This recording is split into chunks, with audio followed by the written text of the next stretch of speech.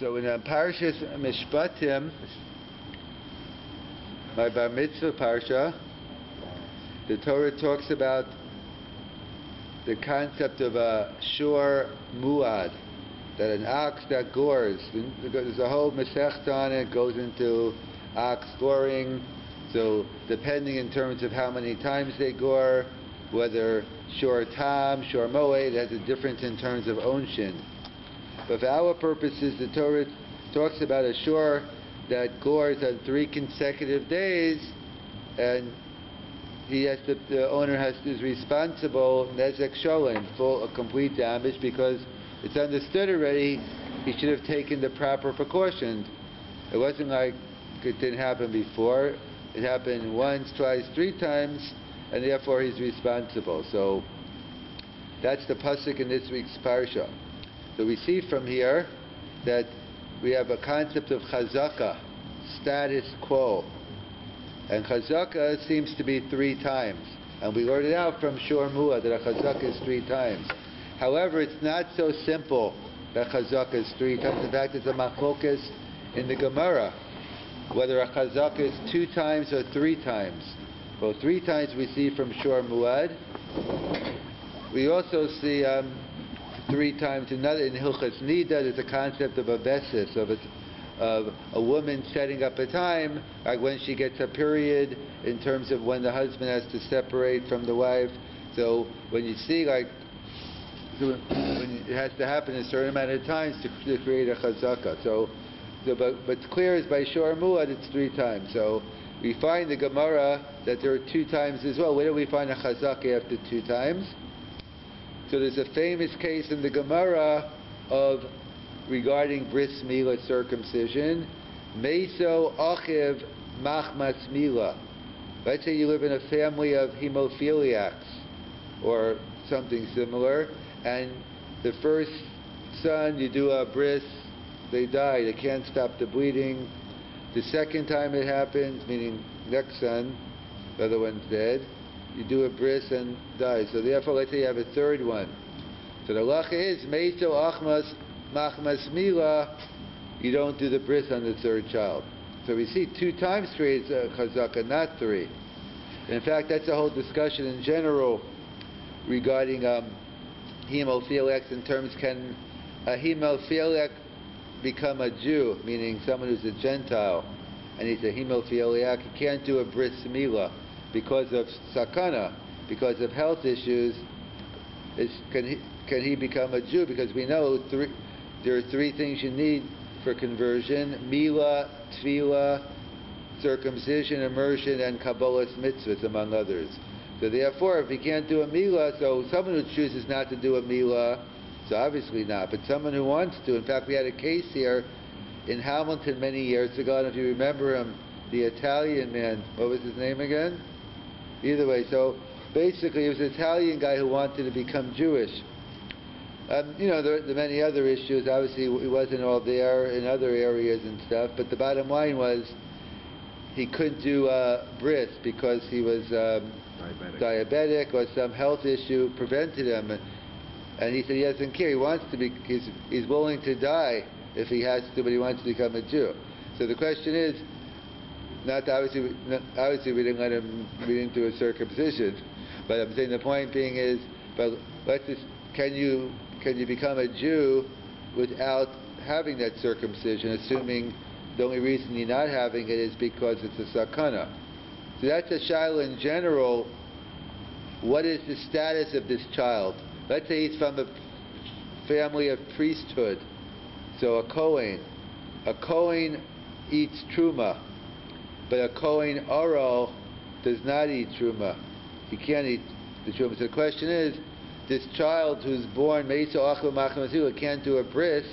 Is he allowed to eat is he labeled an oral and hence prohibited to eat truma? Do I say no? Since halachically speaking, halacha forbids him. Perhaps it'd be a mitzvah ba'avera, it's us for him, and perhaps in that case it wouldn't even be a bris because it's us for him to do anyway, so it might not even get the mitzvah of bris milah. So do you label him oral or not? That's a major machlokas rishonim between Rashi and Rabbeinu Tam. Rashi writes that no, he's not an oral. and he can't eat the truma. And Rabbeinu Tam disagrees. Rov Rishonim go like Rabbeinu Tam. What is the issue? What is the nekudas hamachlokes on whether you label him an oro or not, an uncircumcised one? That was the big curse word then. We've come a long way now. We use other words. But that was the big curse word then, calling someone an oro. There's nothing lower than that. So what's in the nekudas hamachlokes? What's the issue? So the issue is, is it the mitzvah of milah that creates the chalol shem oro or not? In other words, there's a whole briska ravan regarding the famous shaila of why, if Avram was fulfilled all the mitzvahs before they were given, why did he wait on milah? Why did he wait for a sivay? Why did he wait for a commandment? There are many answers, but the briska rav's answer is because it was the mitzvah of milah that creates the status of an oro. In other words, before the mitzvah of milah, I mean, you might be physically uncircumcised, but there's nothing wrong with it. Like, what's wrong with being the only reason there's a problem of being because once the Torah commands you a milah, so that gives it the status of an oro, and therefore you have to cut it off. So the shaila is, how do we view this person? Do we view this so Rabbeinu Tam seems to say we view him, he is commanded, but he's an honest. But okay, he's a nebuch an honest, but he's still an oro, he can't do it, and therefore he can't eat the truma. And perhaps Rashi holds no, that since al pi halach it's us of him to do the milah, he's not labeled as someone who's chayiv in bris milah, hence he's not an oro. That seems to be the issue here regarding a ger. Did you say that since he can, medically speaking, can't do a bris milah, do I view him as someone who is mechuyev, but he's under duress, he can't help it? Or no, or basically he's not even mechuyev a milah. So we could discuss that question in Lumdis. But Rav Chaim Oza Gruzinski, one of the Gedolei HaPoskim from Europe, he paskined the shaila and said it's a no-go. A convert without milah is not a convert. Even though it's not his own fault, since no one's blaming him, so let him keep the Sheva mitzvahs b'nei Noach, let him do other things, but for better or for worse, he can't become a yid. So getting back here, so Meiso Achla Machmas Milah, so we see Chazakas 2 times. So what's going on here? The Torah tells us, the Gemara tells us 3 times by Shor Moed, yet we see Chazaka 2 times by Bris. And we find another case of 2. Katlanis. What's a Katlanis? A Katlanis is a woman who marries a man, and then he suddenly dies, and then she remarries, and her husband dies again. So I'm not pointing out they're living out in Sholem Village or Miami Beach, and it's an 85-year-old marrying a 95-year-old guy. So of course the guy's going to die in a year. It's a natural death. I'm talking about, you're talking about 20-year-olds, 30-years, and they died. This seemed to be, out of the blue. Sounds like Tamar. So therefore, we say if it happens, she's not allowed to marry a 3rd time, because we say she is the cause of the death. She's causing, that's what a kalana, the word kato means murder, to kill. So therefore, again, there's a lot of details to halacha, but it's not important for our purposes. The point being is, we see again 2 times creates a chazaka, that she can't marry a 3rd husband because she's labeled kalanis. So how do we reconcile the apparent contradiction? When it comes to shor muad, we say 3 times. When it comes to milah, and when it comes to kalanis, we say 2 times. So the Ran wants to explain as follows. The Ran writes, we're familiar with the principle of suffix in halacha, that we know we have general rules. Suffix d'oraisa l'chumra, doubt by a biblical law is strict. Suffix d'rabbanan l'kula, a doubt by a rabbinic law is lenient. So, however, he says there are really other kolam as well. In fact, there's a famous Vilna Gaon quoting a pasuk, I think it's in PARSHA Shoftim maybe, it talks about ben dam ledam, ben din ledin, ben nega lenega. So the Vilna Gaon says, it's talking about going to the Beis Din Haggadah. It's talking about, I guess over there, Zakin Mamre. There's probably Parshas Shoftim. So it talks about, so the Vilna Gaon writes the different areas of halacha. Ben din ledin, whether your chicken in your fridge, it's kosher or a tray for this food, that's a case of Isser v'Heter. Ben din ledin, ben dam ledam. So that's that's in terms of need. That's in terms of mutter aser, and then nega lenega. So the Vilna Gaon says And the Ran says similarly. It depends on what area of halacha we're talking. So the Ran writes basically it's a suffix, because it's a machokas we see in different places where the chazaka is created after 2 times or 3. So how do we practice l'maisa? We have to treat it like a suffix. So he says, so if in the case of a suffix isur, we go suffix the right to chum. If you're not sure if this is treif or not, you don't need it. The suffix isur. However, by a case of dine mamanos, ben din udin, so we have a principle. I also learned out from this week's PARSHA Mishpatim, the principle of hamotzi mechavero alav haraya. That let's say you claim that the iPhone's yours or whatever. You claim the wallet in my pocket is yours. So assuming there was no name and all that, so assuming there's no witnesses, there's no documents, the burden of proof is on you. The one who, if it's in your possession, the burden of proof, whoever wants to take the money away from the muhsuk, so the burden of proof is on you. So therefore, when it comes to suffix mammon, it stays by you. In other words, if the suffix mammon, if you can't prove that it's yours, then the money stays by me. And then there's another case of sakana. So obviously by pikuach nefesh or any type of sakana, we go lakula. We make sure we don't any type of doubt. We make sure you don't put yourself in any type of danger. So the Ran says like this: there's no kasha when it comes to katlanis. When it comes to mila, we're talking about a case of suffix sakana. If it's suffix sakana, so we're not sure 2 or 3. Well, let's take a chance, marry a third guy. Let's take a chance. So obviously, you're putting the people at risk. By pikuach nefesh, saving one's life. So therefore, we are machmir or meko, depending how you look at it. It's the famous Rav Chaim Soloveitchik used to always say the briskers are known to be very big machmir, they're always strict. Yet when it came to pikuach nefesh, or not even pikuach nefesh, when it came to a case of a chola on Shabbos, but in the case of someone who was sick on Shabbos, it seemed to be more mekel. The Rav Soloveitchik used to say over the story when he was a kid, so I guess he was with his father and with his grandfather, but I guess it was in Europe still, and I guess he wasn't feeling well, nothing, whatever, he wasn't feeling well, so they called the doctor. They used to make house calls during those times. So the doctor came by, and so Rav Moshe Soloveitchik is the Rav's grandfather. No, Rav Moshe Soloveitchik is the Rav's father. Rav Chaim Soloveitchik is his grandfather. So when the doctor walked in, Rav Chaim, the grandfather, asked the doctor, "Do you need a light on?" Like, well, light. So the doctor said, "It can't hurt." Very far of us. And so Rav Chaim told Rav Moshe to turn the light on, and he saw him like he's hesitating. Like the doctor just said, and he started screaming at him, "You Pikaris, turn the light on right now!" And he had him turn the light on. So the many stories like that in terms of the briskers being very mako. They used to ask Rav Chaim, "You briskers, you're always machmer. How come when it comes to these areas of chola, you make you?" He says, "What are you talking about? I'm not a mako on Hilchos Shabbos. I'm a machmer on Hilchos Pikuach Nefesh. It's all about perspective. Everything's a kula and a chumrah.